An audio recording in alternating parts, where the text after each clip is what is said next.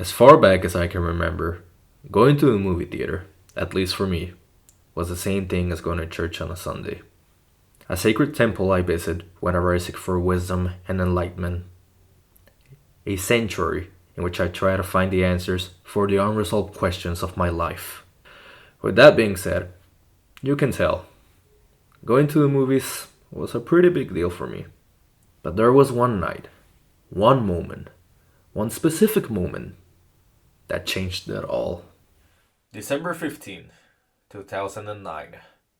My brother and his then girlfriend at the time took me along with them to watch the latest blockbuster that everybody and their mom were talking about. This little film that some of you might have heard of called Avatar.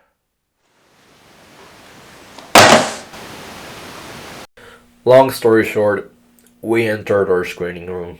The house was packed. It was the last showing of the night. The film began. And once I came out of that room, nothing was ever the same.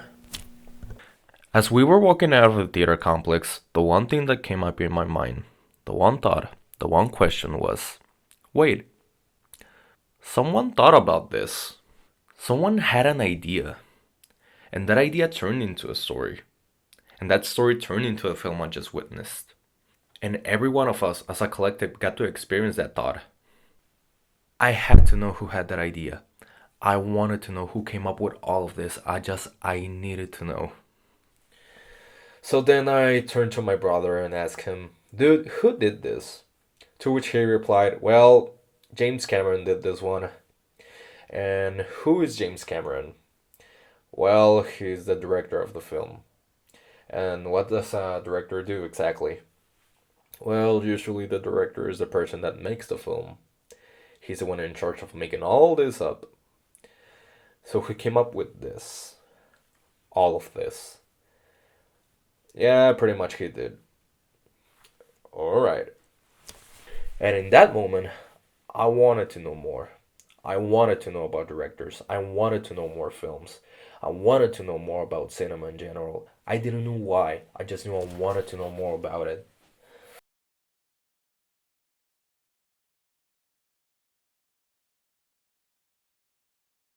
A few days after that eye-opening experience, I went to seek knowledge from the biggest cinephile that I knew at the time, my brother, and asked him to make up a list of all the directors that I should know about in order to call myself a cinephile. It was a basic list, but granted, it was a beginner's list. So this basic list of directors had the following names: Steven Spielberg, Quentin Tarantino, Martin Scorsese, David Lynch, Paul Thomas Anderson, Stanley Kubrick, and Francis Ford Coppola. Yeah, like I said, basic, but for beginners. And so my film education began. And when I looked up all the films of the people on that list, I noticed something. I noticed I had already watched a lot of stuff from Spielberg. I mean, Jaws, the Indiana Jones saga, E.T., Jurassic Park, so on and so forth. So I decided to skip over that name and jump right into the next fella on the pile.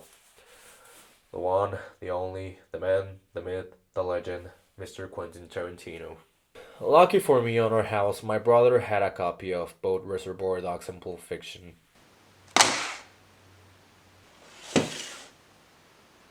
So I decided to watch them both in chronological order.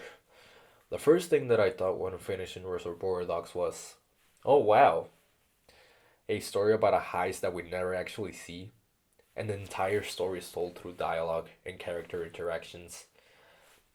I was enthralled by it. I had never seen anything like that before, and not for a single second I was bored. So I jumped quickly to Pulp Fiction right after that one.